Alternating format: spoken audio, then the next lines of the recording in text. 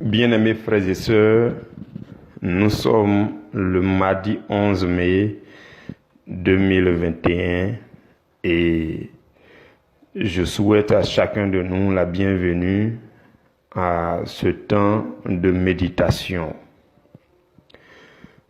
Le sous-thème que nous méditons aujourd'hui, c'est l'esprit d'obéissance et la force d'obéissance. L'esprit d'obéissance et la force d'obéissance. Éternel Dieu de gloire, Dieu magnifique, Dieu puissant, Dieu saint, nous te disons merci. Merci de nous avoir acceptés devant ton trône de la grâce en ce jour merveilleux que tu nous donnes gracieusement. Merci de nous avoir réunis dans le nom de notre Seigneur et Sauveur Jésus-Christ. C'est dans la communion avec le Saint-Esprit que nous sommes là pour recevoir de toi. Nous sommes là pour te contempler avec les yeux de nos cœurs. Nous sommes là pour passer du temps agréable dans ta présence. Nous sommes là, Seigneur, pour être enseignés, pour être édifiés, pour être fortifiés dans notre homme intérieur. Nous sommes là, Seigneur, pour que tu nous éclaires, pour que ta sagesse remplisse notre entendement. Nous te présentons nos cœurs et nous te supplions, Seigneur, de nous illuminer. Roi de gloire, nous avons besoin de toi. À ce stade de notre mission sur la terre, chacun de nous a besoin de toi pour mieux avancer. Seigneur, viens et oriente-nous, viens guide nos pas.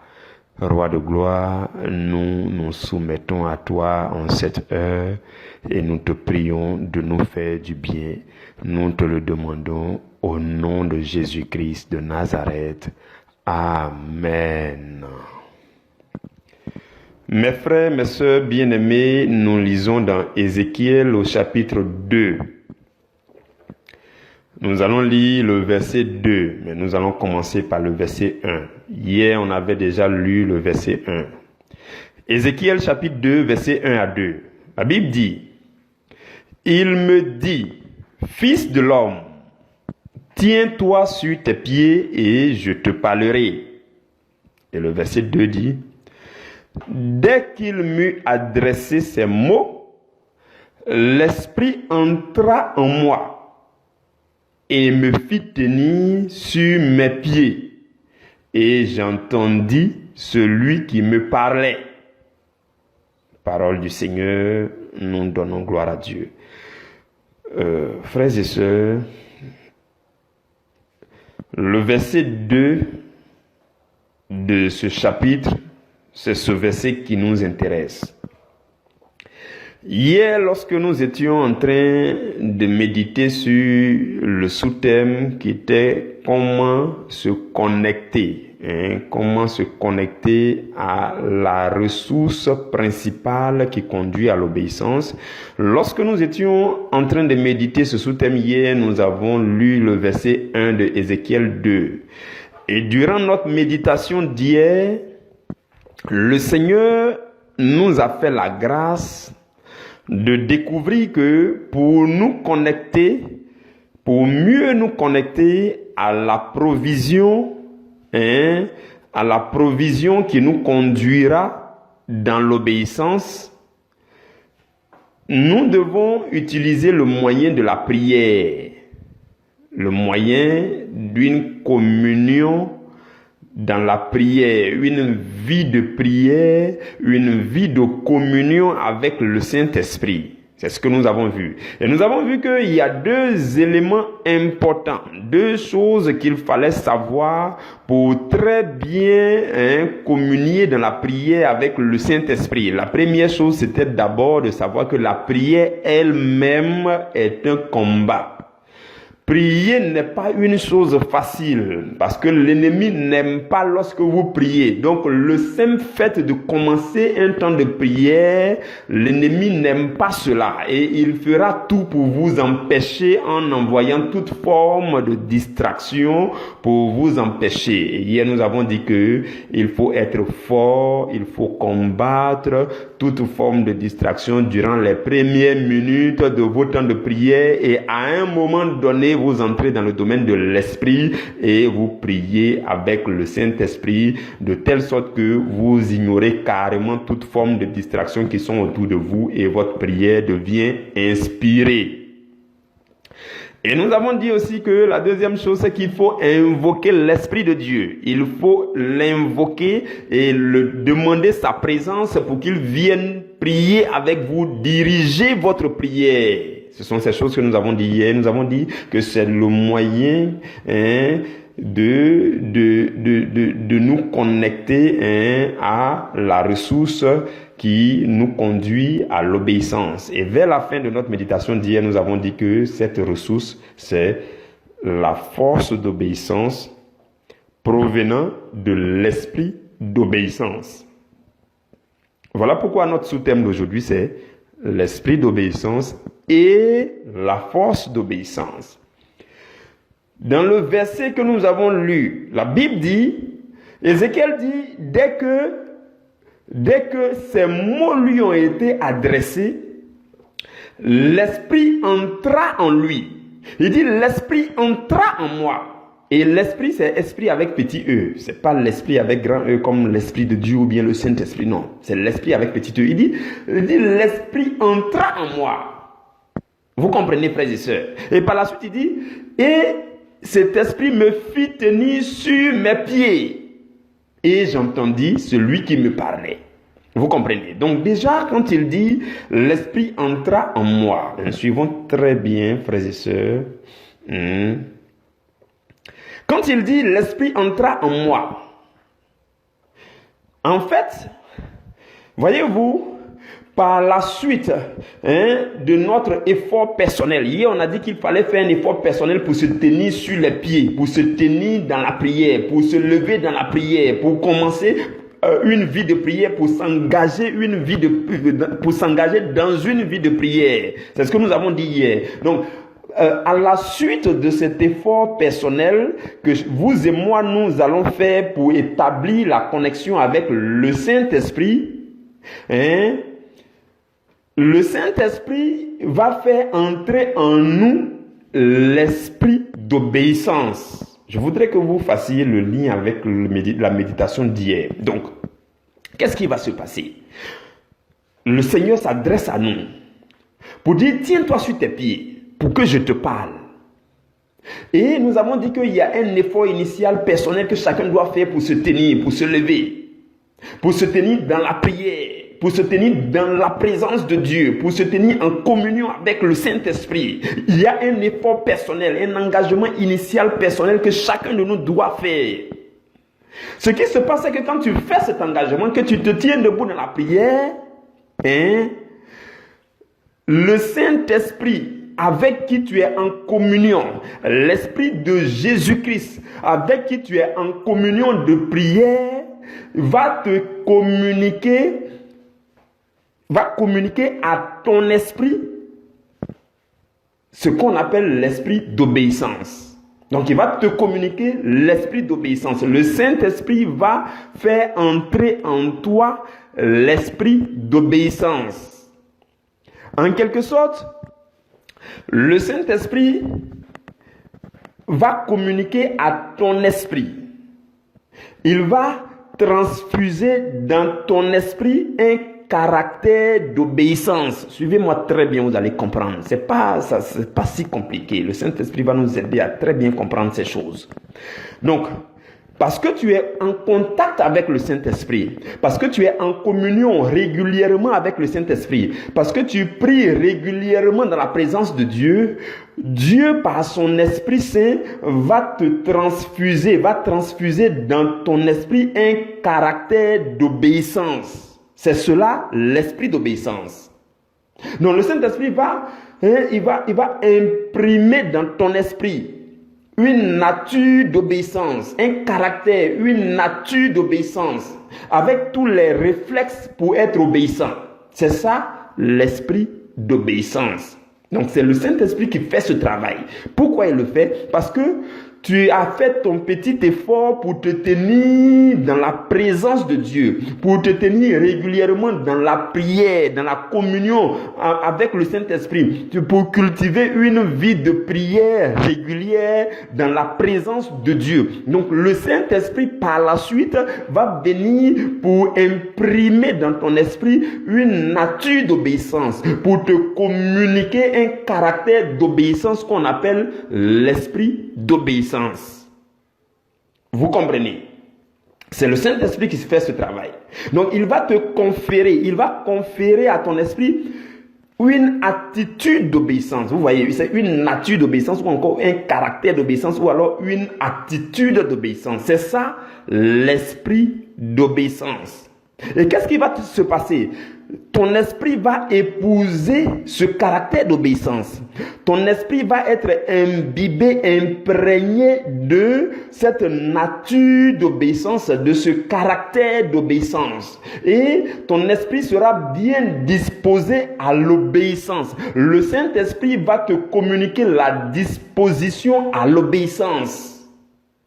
Vous comprenez? Donc c'est ça l'esprit d'obéissance. Et quand vous lisez la Bible, vous allez voir le contraire ou alors l'opposé de l'esprit d'obéissance. Quelque chose qui combat l'esprit d'obéissance, on appelle ça l'esprit de la rébellion. La Bible l'appelle l'esprit de la rébellion. C'est cet esprit qui combat l'esprit d'obéissance et la force d'obéissance. Tout à l'heure, on va parler de la force d'obéissance. Quand vous lisez dans Éphésiens au chapitre 2, à partir du verset 1, la Bible dit: vous étiez morts par vos offenses et par vos péchés, dans lesquels vous marchiez autrefois selon le train de ce monde, selon le prince de la puissance de l'air, de l'esprit qui agit maintenant dans les fils de la rébellion. C'est ça l'esprit de la rébellion. C'est ce qui s'oppose à l'esprit d'obéissance. Quand l'esprit de la rébellion agit en quelqu'un, il est toujours sur ses gardes. Il est récalcitrant pour ce qui concerne l'application de la parole de Dieu. Il est résistant, il se retient, il est méfiant, il est toujours à l'écart ou alors il est toujours éloigné. Il ne veut pas mettre en pratique la parole de Dieu. Ça, c'est l'action de l'esprit de la rébellion qui vient contre l'esprit d'obéissance dont on parle aujourd'hui. Vous comprenez? J'espère que vous avez compris. Donc, c'est le travail du Saint-Esprit.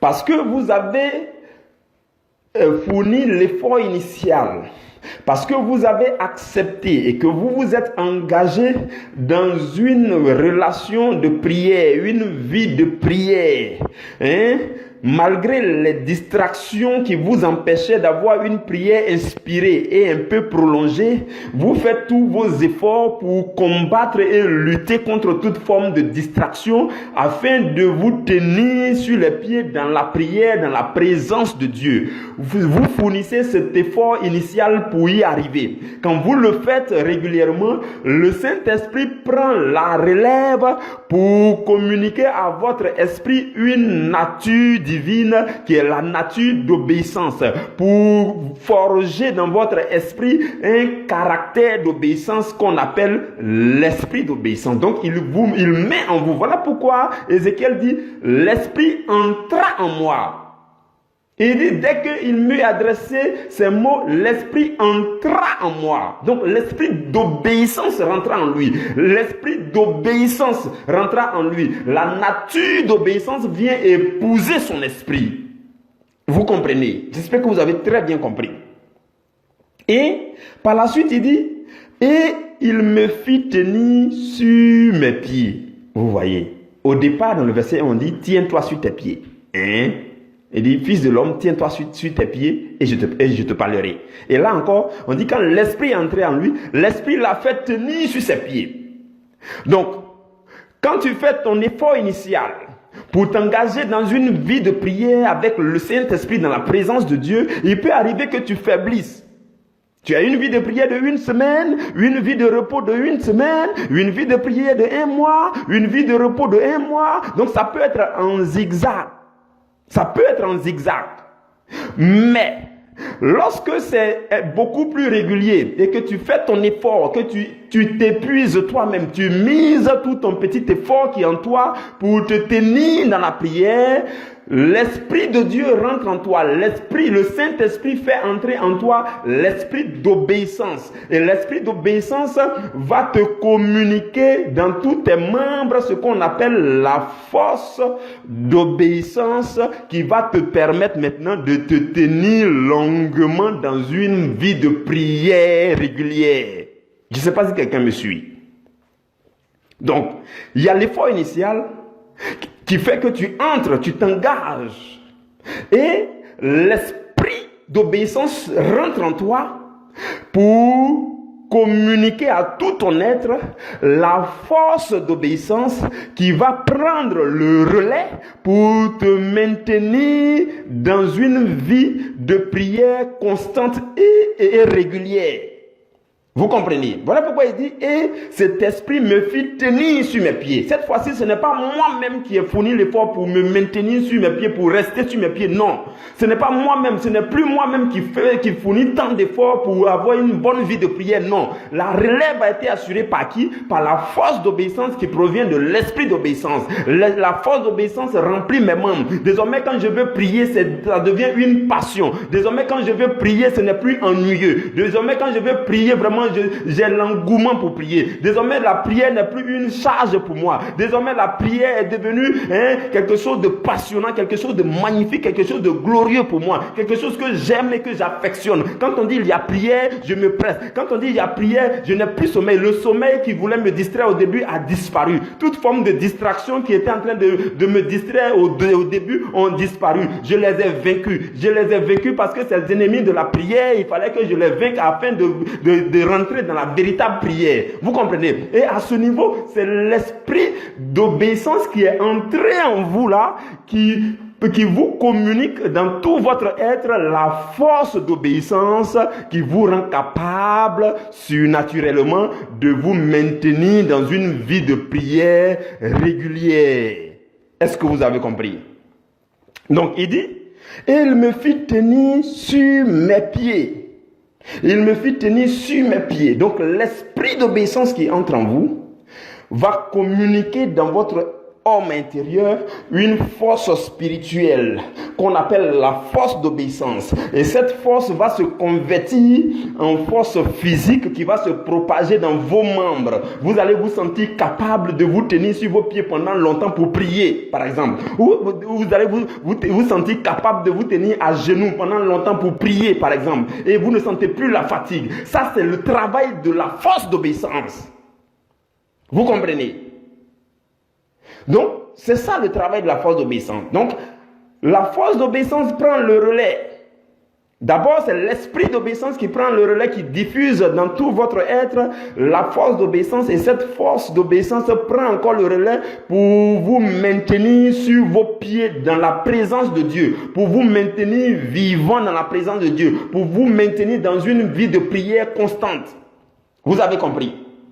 Et ce que je veux nous dire maintenant, c'est que notre foi, écoutez-moi très bien, notre foi, quand on dit ta foi chrétienne, ma foi chrétienne, notre foi chrétienne ne continuera de se tenir sur ses pieds que grâce à l'esprit d'obéissance et à la force d'obéissance.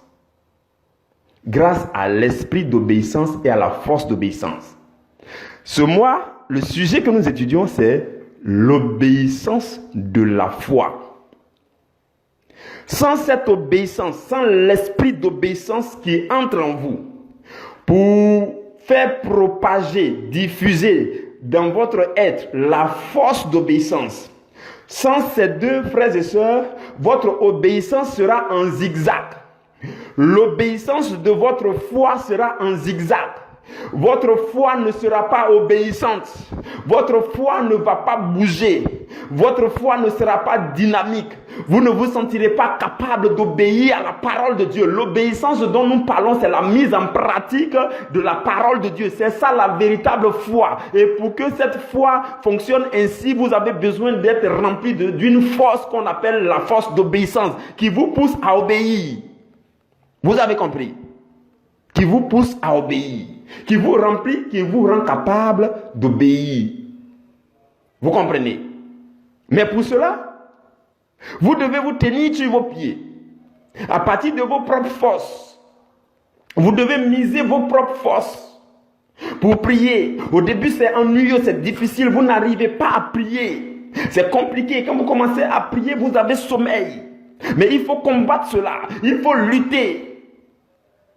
Au bout de 10 minutes, 15 minutes, toutes les distractions, vous les avez vaincues et vous commencez à prier. Si vous êtes baptisé dans l'esprit, vous priez en langue. L'esprit de Dieu prend le relais, il commence à prier en langue, il prie en vous, il prie avec vous, il prie pour vous. Là, vous commencez à prier, ça devient relax. Negombarobre, Shamari konde maontere, Rembo gana mayontemi kondarero, Rangwane kontaye, Machebro zari konde maonteme, Lingo mayantengwe ngina, Hingerebro kayinde bokanda baose mingona hingerebro shabayante nekungerebro iskende maonde kinde maose. C'est ça, mes frères et sœurs. C'est ça. Et la relève est assurée par la force d'obéissance qui vous remplit et qui vous maintient dans la présence de Dieu. Quand vous sortez de là, quand vous méditez, c'est clair dans votre entendement. Vous vous sentez capable d'obéir parce que vous avez une communion avec le Saint-Esprit. Et le Saint-Esprit vous communique cette capacité surnaturelle. Vous comprenez?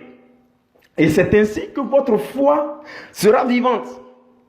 C'est ainsi que votre foi va tenir sur ses deux pieds. C'est ainsi que votre foi va bouger. Je vous le dis, c'est la vérité. On ne peut pas parler de la foi sans parler d'obéissance. On ne peut pas parler de la foi sans parler de la prière. Non, je nous avais déjà dit une fois que la prière, c'est le chemin que la foi emprunte pour entrer dans le domaine du spirituel, pour prendre ce que Dieu a prévu pour nous là-bas, pour ramener ça dans le domaine du physique. C'est la prière. La prière, c'est le chemin qu'on emprunte pour rentrer dans le domaine du spirituel.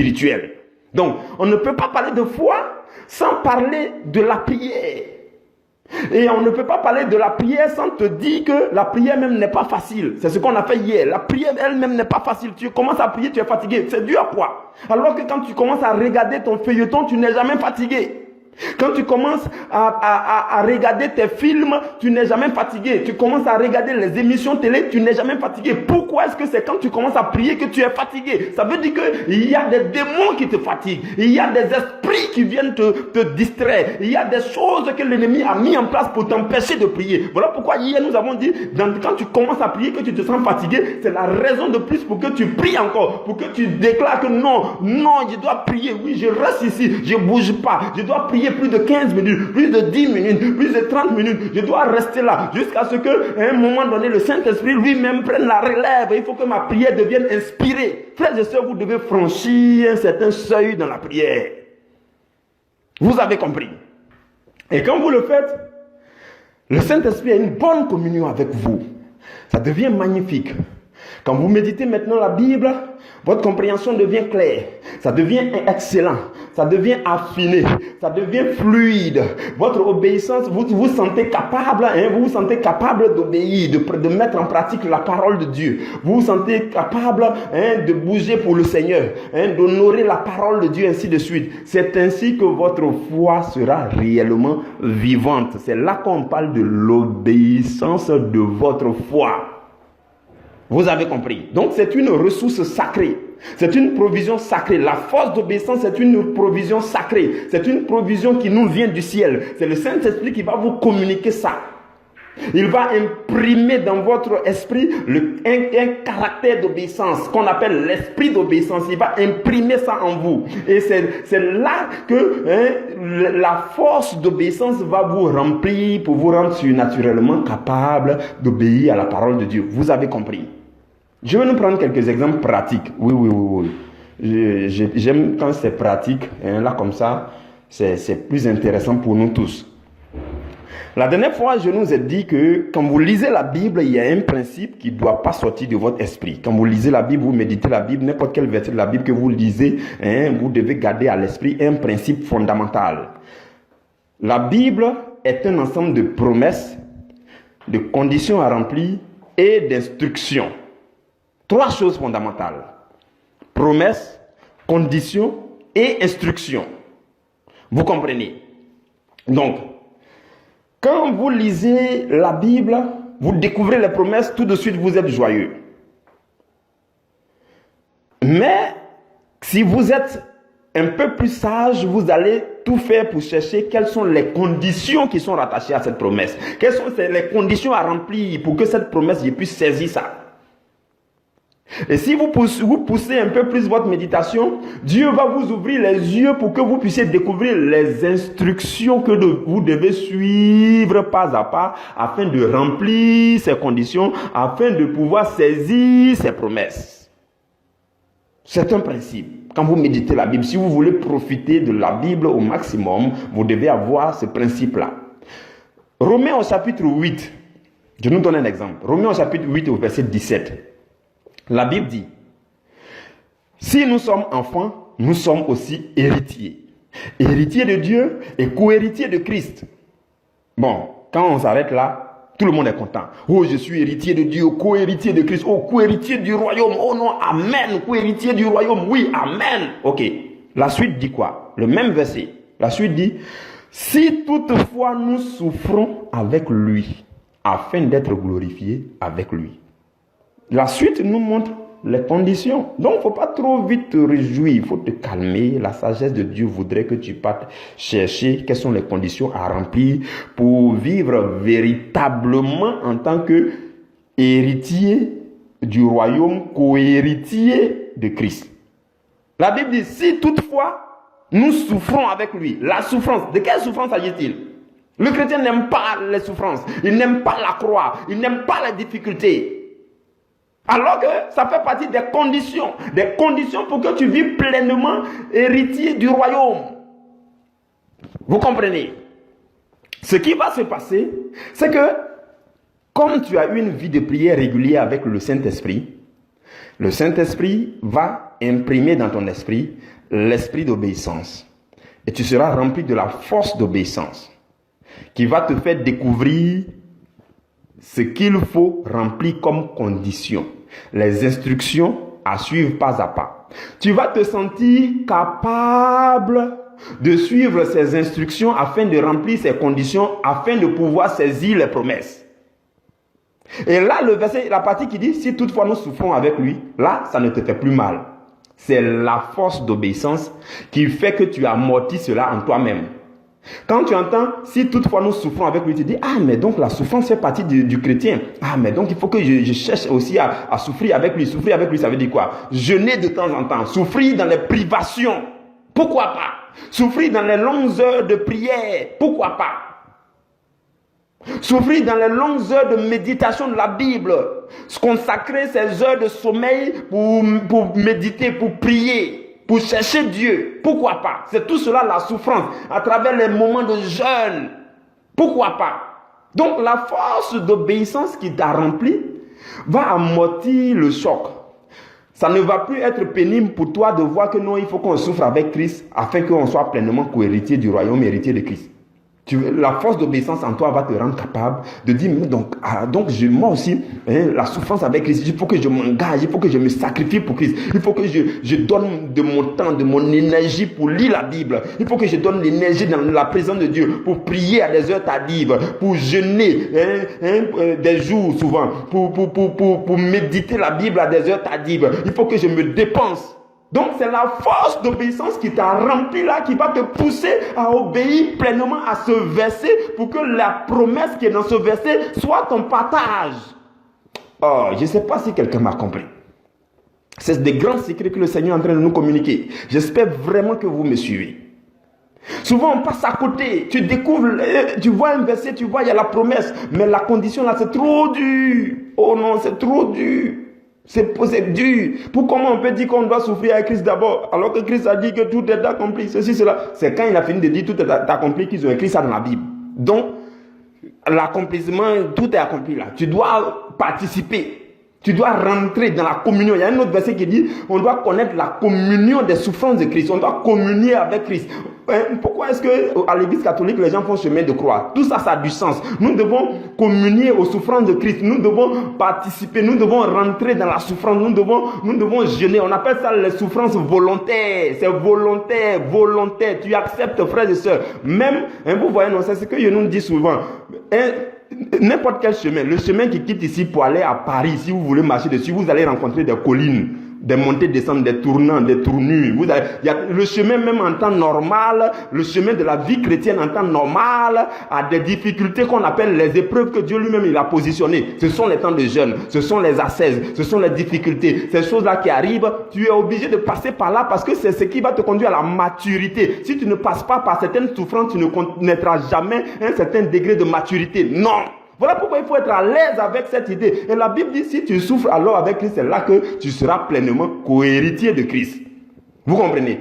C'est la force d'obéissance qui est en toi qui te rend capable de marcher dans ses instructions, d'obéir à ses parties, de vivre avec ses parties, de marcher dans ses parties, d'être confortable avec ses parties, de vivre avec ses parties. C'est la force d'obéissance qui te communique une capacité surnaturelle pour y arriver. Vous avez compris? Sinon, tu vas fuir les conditions et puis les promesses vont te fuir. Il y a des gens qui rencontrent les versets. Quand on proclame les promesses, prophéties, oui, amen, amen, amen, amen. Ça, c'est les parties promesses. Si tu fuis les parties conditions, les parties promesses aussi vont te fuir. Fais attention. Donc, tu dois pouvoir être à l'aise avec toutes les parties de chaque verset biblique. Les conditions, les instructions à suivre pas à pas.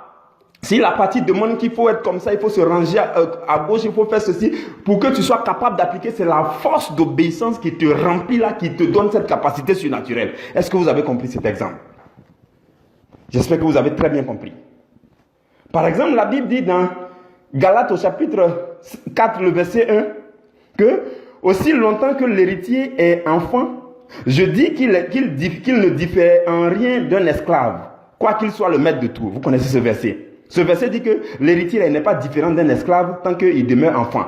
Donc, quand tu as entendu dans Romains 8, verset 17 que héritier du royaume, co-héritier, tout ça. Donc, si tu es curieux, que tu médites, le Saint-Esprit va te dire, mais pour que l'héritier, qui est le maître de tout, ne soit pas toujours un esclave, il ne doit plus être enfant. Donc là, tu cherches maintenant à grandir spirituellement. Tu cherches tout ce qui rentre en ligne de compte pour grandir spirituellement. Tu cherches comment faire pour grandir spirituellement. Parce que bien que tu sois héritier de Jésus, sache que si tu ne grandis pas, tu n'es pas différent d'un esclave. C'est ce que la Bible dit dans Galates chapitre 4, verset 1. Donc comment tu fais? Pour ne pas être un héritier, un enfant héritier et misérable, tu cherches la croissance spirituelle, tu cherches à grandir dans le Seigneur, tu médites la parole, tu élèves le niveau, tu te donnes, tu mises, tu te dépenses dans le Seigneur pour méditer, pour prier, pour chercher le Seigneur, pour le connaître. C'est comme ça, frères et sœurs. Maintenant, c'est la force qui va t'habiter, qui va te remplir pour que tu fasses tout ce travail. On appelle ça la force d'obéissance qui te sera communiquée par le Saint-Esprit. J'espère que vous avez compris cet exemple. Et par la suite, dans le verset que nous avons lu, Ézéchiel chapitre 2 là, par la suite, il dit « Et j'entendis celui qui me parlait ». Vous voyez, donc à la fin, il dit « J'entendis celui qui me parlait ». Donc, il s'est tenu sur ses pieds, l'Esprit est entré en lui, l'Esprit lui a communiqué la force qui lui a permis de se tenir sur ses pieds et par la suite, il a entendu celui qui lui parlait. Cette partie-là signifie quoi? L'obéissance nous fait entendre Dieu de plus en plus clairement. Plus vous obéissez, plus Dieu est beaucoup plus proche de vous, plus vous percevez Dieu de plus en plus Dieu vous oriente mieux, plus vous entendez la voix de Dieu. Frères et sœurs, la Bible dit, n'attristez pas le Saint-Esprit. Et dans une autre partie, la Bible dit, n'éteignez pas l'Esprit de Dieu. Le Saint-Esprit est une personne qui a des émotions, qui a des sentiments, qui peut être attristé, qui peut même croiser les bras, qui peut s'éteindre en toi. Ce qui va encourager le travail du Saint-Esprit dans ta vie. Ce qui va, encourager le Saint-Esprit dans son ministère, dans ta vie, c'est lorsque tu vas lui obéir. Quand quelqu'un te donne les instructions simples pour dire fais ceci, et puis tu ne fais pas. ça ne l'encourage plus à te donner des ordres. Ça ne l'encourage plus à t'orienter. Parce que tu te montres suffisant. Le Saint-Esprit dit allons à gauche, tu dis non, moi je suis allé loin à l'école, j'ai fait bac plus 50, donc moi je vais à droite. Il dit ok, j'ai compris, va à droite. Va à droite. Faut partir à droite. Quand tu vas arriver à droite, on verra où est-ce que ça va aboutir. C'est ça notre problème. Le Saint-Esprit demande notre obéissance dans les petits ordres qu'il nous donne dès le départ. Quand vous obéissez au Saint-Esprit, quand vous obéissez à l'Esprit de Dieu, l'Esprit de Dieu parle à travers les versets que vous méditez chaque jour. Il y a des versets qui vous touchent, qui vous disent faut pas faire ça, faut plus faire ça, arrête de faire ça. Le verset là te parle clairement. C'est l'Esprit de Dieu qui est en train de te parler. Il faut obéir. C'est quand tu vas obéir que ça va encourager Dieu encore à te parler, à t'orienter, à te ramener sur le chemin. Mais si tu ne le fais pas, le Saint-Esprit risque d'être attristé pour te laisser aller à droite. Il dit allons en haut, tu dis non, moi je vais aller en bas. Non, moi je suis allé trop loin à l'école, je suis ingénieur quand même. Ok, tu es ingénieur, faut aller. Faut aller. Le Saint-Esprit risque de croiser les bras en toi pour dire non, il faut partir, il n'y a pas de souci. Souvent le Saint-Esprit le fait. Pourquoi? Parce qu'on n'obéit pas aux instructions simples qu'il nous donne. Il y a des gens qui disent Dieu ne me parle pas, Dieu ne m'a pas encore parlé, je n'ai pas entendu la voix de Dieu. Il y a un peu que tu as entendu, tu n'as pas obéi. Pourquoi tu veux entendre plus? Vous comprenez, frères et sœurs? Donc, de plus en plus vous obéissez à la voix de Dieu, de plus en plus vous entendez Dieu, et Dieu prend plaisir à vous orienter. Dieu prend plaisir à vous guider parce que vous vous soumettez à lui, vous êtes humble. Vous comprenez, frères et sœurs? Nous allons nous arrêter là pour aujourd'hui. Je bénis le nom du Seigneur, je lui dis merci.